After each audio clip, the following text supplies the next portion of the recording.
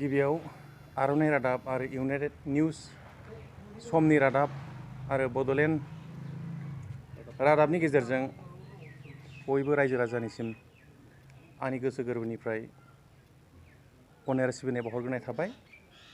दिनै जिथु गणतान्त्रिक दिबस 26 जानुवारि सानाव दिनै जोंनि जि माहारियारि आफादफोर दुलाराय बर' फरायसा आफाद लोगोसे एनडिबि संगठन सशस्त्र लानानै हारिनि गांनाय उखैनायनि थाखाय जि संग्राम खालामनायनि गेजेरजों थांनाय 2020 नि जानुवारि 27 सानखालि जि गोजोन सुक्ति जानानै थांबाय।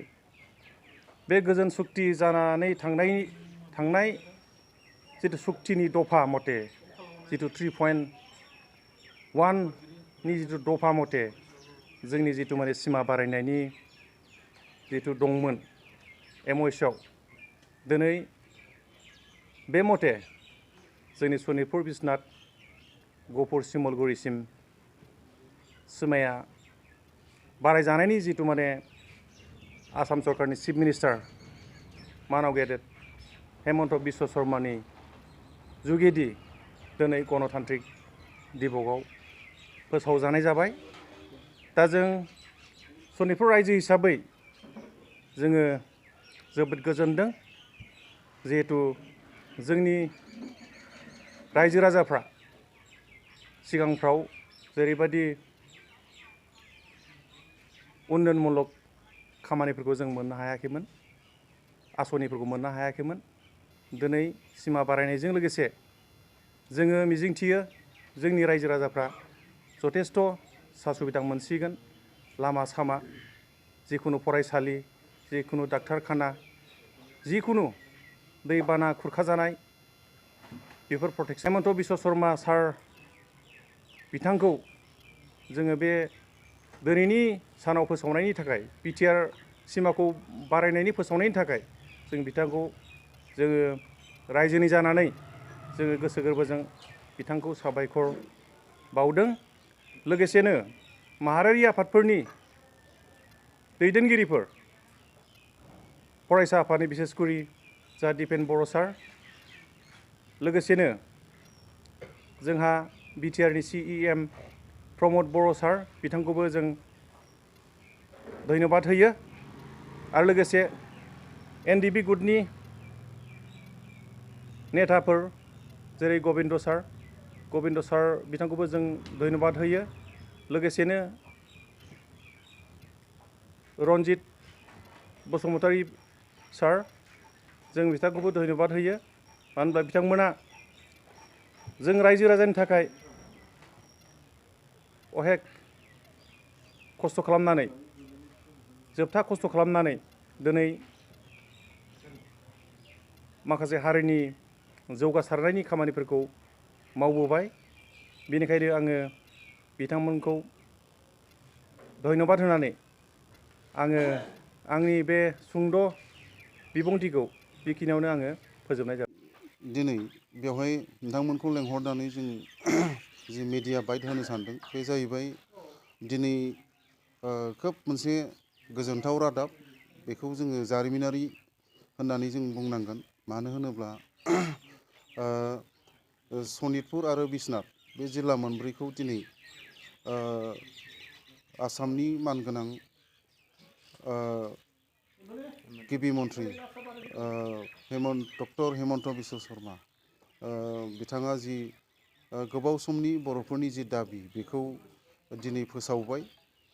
दिखियाजुलिनिफ्राय आप टु गहपुर लखिमपुरसिम जि 60टा गामिफोरखौ दिनै सोसननायनि जि मोनसे दिनै फोसावबाय, बेयो जोंनि थाखाय जोबोद गोजोनथाव आरो गोग्गाथावना।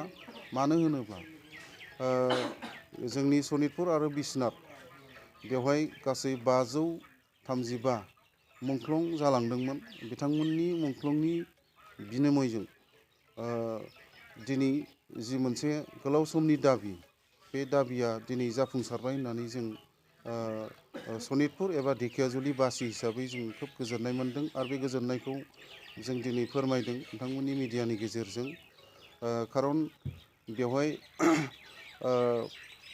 जोङो साबायखर बावनो सानदों जे भारत सरकार, आसाम सरकार, बिटिआर सरकार आरो लोगोसे बेखौ मोगथां महराव जाफुंहोनायाव बेवहाय जि माने सिगांनिफ्रायनो बाहागो लादों दुलाराय बर' फरायसा आफादनि आफादगिरिनिफ्राय लानानै जायफोर जिल्लानि मावथि खर्मि बिथांमोना गोबां नाजानायनि गेजेरजों दिनै जोंनि दाबिखौ मोनफुंनायनि जि मोनसे दिनै फिथाइ, बे फिथाइया जोंनि थाखाय जोबोद गोजोनथावना। दा बेवहाय जोङो आं बेखौ बुंनो सानदों जे जोंनि बेवहायबो माने जि बेवहाय रेभिनिउ नङाब्लाबो जोंनियाव माखासे फरेस्ट एरिया बेवहाय थांनाय 5 नभेम्बरावबो जोङो 301 जन सुबुंफोरनो जोङो भटनि जि हानि जि मोन्थाय फोरमान बिलाइ बेखौ जों होनो हादों आरो मैयाबो बिश्वनाथ आरो गहपुर बेवहाय गासै 2,500निख्रुइबो बांसिन सुबुंफोरनो हानि फोरमान बिलाइखौ होनो हादों। बियो जोंनि थाखाय खोब गोजोनथाव आरो बेनि गेजेरजोंनो जोङो जि फरेस्ट भिलेज बिनि मोन्थायखौ मोनग्रोनायनि उनाव जिहेथु जोङो बिटिआरआव जोङो फारियै आबुं मोनसे बिटिआर ओनसोल जोङो बेवहाय मोननो हागोन जों बेखौ आसा खालामदों। आरो जोंनि जि सनितपुर जिल्ला स्पेसियेलि बेखौ नैबे फैबाय थानाय फेब्रुवारिनि गिबि अक्ट'आवनो बेवहाय 700निफ्राय 800सिम जि आद्रा थानाय हानि फोरमान बिलाइ मोननो गोनां बेखौ मोनगोन। दा बेनिखायनो जायफोर एसे बिथोराव दिनै एफआरसि हिसाबै दङ मोनथ'वाखै बिथांमोनाबो मोनगोन। प्रसेसा कन्टिनिउ जागासिनो दङ। दा बेखायनो जों दिनै गोजोननायनि गेजेरजों बेखौनो साबायखर बावनो नागिरदों जे स्पेसियेलि माने प्रमद बर' सार बिटिआरनि चिफ लोगोसे दिपेन बर' सार बिथांमोननि जि कन्ट्रिबिउसन बियो अराय बर' हारियाव माने गोथां जारिमिन हिसाबै बिथांमोननि मुङा थालांगोन। आरो आं गासै जोंनि दा जि सिमा जानो थांगासिनो दङ बे सिमानि सिङाव जायफोर गामिफ्रा दङ बिथांमोना जाहाथे खुनु गोनो गोथो गैया, दुरबल जानांगौनि खुनु खोथा गैया। बाउन्डारिखौ जि खालामग्रोबाय बे बाउन्डारिनि सिङाव जिखिनि गामिफोर दङ बियो जानायनि लामायाव आरो बेखौ दुलाराय बर' फरायसा आफादनिफ्रायनो बेखौ जि खामानि मावनो जि बेखौ मोनसे स्ट्रेटेजि लादों बियो खोब गुसुं समनि गेजेरावनो बेयो जागोन।